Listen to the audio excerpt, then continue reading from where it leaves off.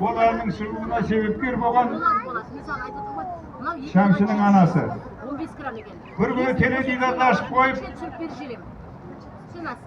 қарап отырса Шәмшінің әндеріне концерт беріп жатыр дейді. 10-15 әні айтылғаннан ішінде ана туралы бір ән болмапты.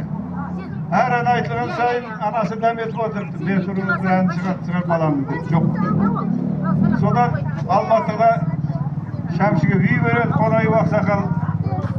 Сол келгенде алғаннан кейін анасын қолына алады. Анасы қолына алады да, анасы Шәмші ертеңгісін жұмысқа кеткенде шайын қояды, кешке жақын тамағын береді, әйтеуір сөйтіп жүреді. Енді Шәмші ерке болған.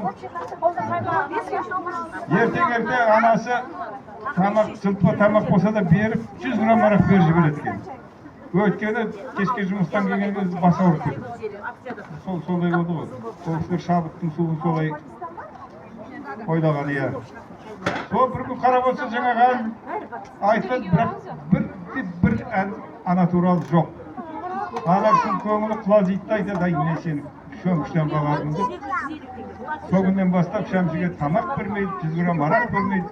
Bir gün ötedi, 2 gün ötedi, 3 gün ötedi, Şəmşi aylaydı. Oy ben anamı mutlak kalkımdan ne oldu dedi, 4 gün soraydı dedi. Ana ne yazdım ben sana? Ne bergen tamamımız yok, ne bergen 100 gramımız yok. Ben aşık ettim. Alıp barıp geldim, oysa Şəmşi aytadi, otur dedi, keşesi dedi, otur. Ben aytayım sana ne için tamak vermeyeceğim dedi. Ay Cüvarmek de aytadi dedi. Ben buna teledidardan senin konsertini gördüm. Bazılarının cezasında bana anaga nege жазбағасың? Мен seni 9 ay ішінде көтеріп, өмірге келтіріп, өсіріп, тәрбиелеп бақсыттым мен. Жеткізгендегім осы ма? Айналайын, ана арыстың жағасында әнді жазыпсың. Иә, өзеннің жағасында бір қызбен жүрсің, арысты жағалап. Иә, өйтпейтін. Оны мен ана бір қызды қайыққа отырып алыпсың.